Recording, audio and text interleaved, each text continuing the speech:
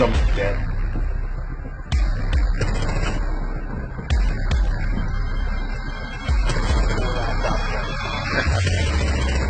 Oh, I'm reported. Op 4 neutralized. All right, joining us is IGN's PC editor Tom Marks and, of course, Alfredo Diaz of Achievement Hunter here Hello. to discuss Outbreak. Yes. This is Operation Chimera's cooperative PvE mode. Three-player co-op, pretty high fidelity, really fun. Zombies in Siege is, I guess, the way of kind of boiling it down to what it is. Aliens? Alien zombies. Alien Yeah, zombies. it's like a... Right. Yeah. But this is a trend that we've seen in a lot of different games. Dota 2, as well as Overwatch, those are two competitive multiplayer games, and they each have their own unique, limited-time cooperative event.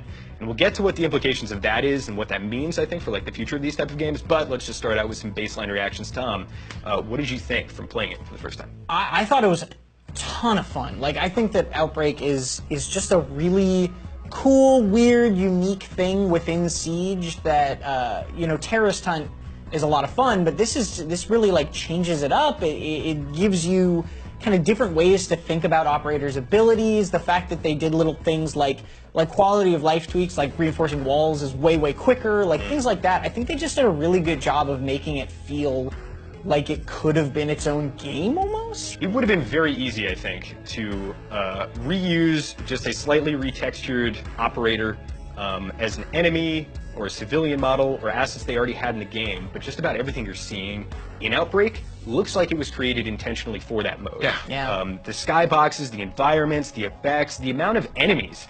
That's always the bar. I think you want it to feel like it could be its own unique game, and it's a little bit bittersweet because you only get to experience it for a month. But, Alfredo, you play at a competitive level. Did it appeal to you? Surprisingly, it did. I've never been a big fan of any type of zombie mode. I wasn't too fond of like running around the same map, kiting around enemies, etc. So when this event came around, I had a good time, and simply because of the fact that two things. One, there's a beginning and an end. There isn't this whole like just survive as long as you can for however many levels, etc. There was a light at the end of the tunnel, and I very much enjoyed that. It's not just horde mode. Exactly, right? And it didn't feel like they're just trying to cash in on an older trend that was like zombies.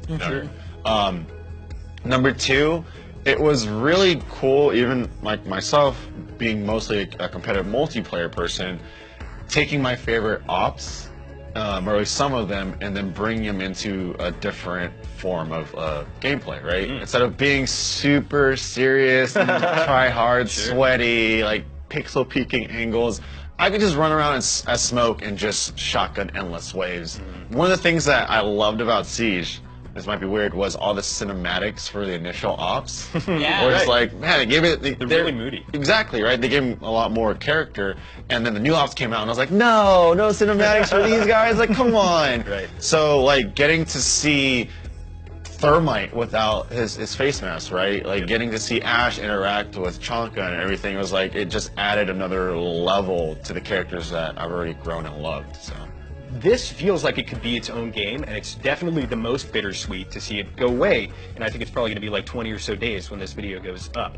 So I guess my question to you, because I know the way I play these, if I'm not competitively playing in the game, these events, like Overwatch Insurrection, Dota 2 Siltbreaker, and Rainbow Six Siege Outbreak, serve to get me back in for the event and nothing else. I immediately bounce back out.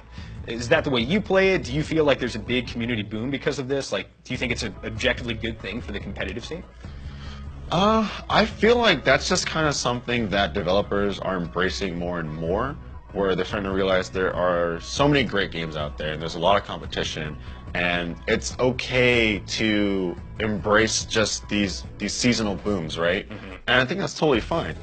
Get the hardcore audience, they're there, they're dedicated. Bring in a casual audience, give you know, places like IGN something to talk about, you know, in terms of Siege. Sure. Because you always want your favorite game to get promotion. You always want a new stuff coming out for your game. So I think it's totally fine because the hardcore audience will be there. They'll stick around. So bringing casual people to play every once in a while, and you know what I mean, get them introduced into Siege. I know so many people that's like, oh man, I'm gonna get into it, or I'm gonna try it out, I'm gonna test it out the free weekend, etc. during the Invitational. I think it's great. The final thing that I want to talk about in terms of Outbreak, for the players out there who are asking, why does this have to go away? Why can't this be a thing permanently? I think there are two reasons for this. First of which is you don't want to split the community, right? This is I was talking with Eric Williamson, who's the design lead on Fortnite VR. And he talks about 50v50 and the 5 teams of 20 and this kind of stuff. And they're really cool, but they're limited time because eventually they don't want to have these disparate queues. They want everybody to be funneling back into either casual or ranked. And in Siege, that's certainly the case. And I think the second thing is probably monetization. So the question that I'll pose each of you, start with you, Tom, are you more incentivized to spend money on these limited time things when there's something so cool and so grandiose like Outbreak?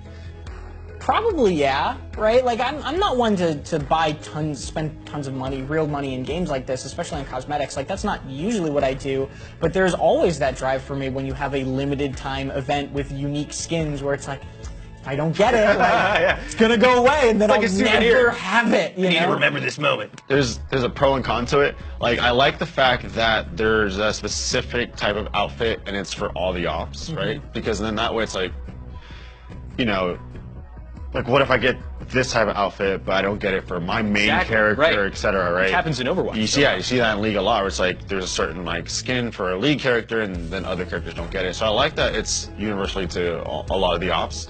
But the con to that is, like, for me, I'm not really digging the hazmats. Like, I respect it. I think it looks clean, but there's other skins that I like more, so I won't be diving into it.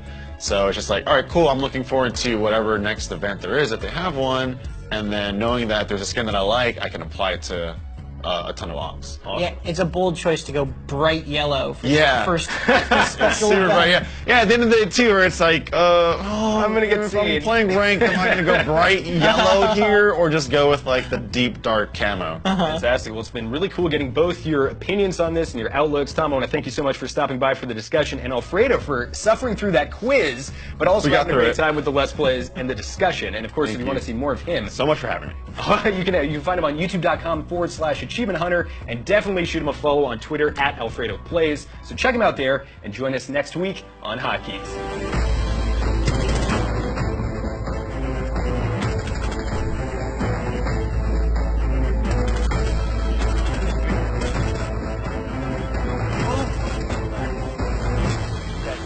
All right. Oh, no, you got it.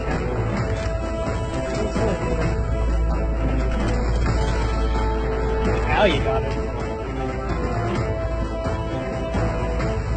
Stop. I didn't even get in the building, man.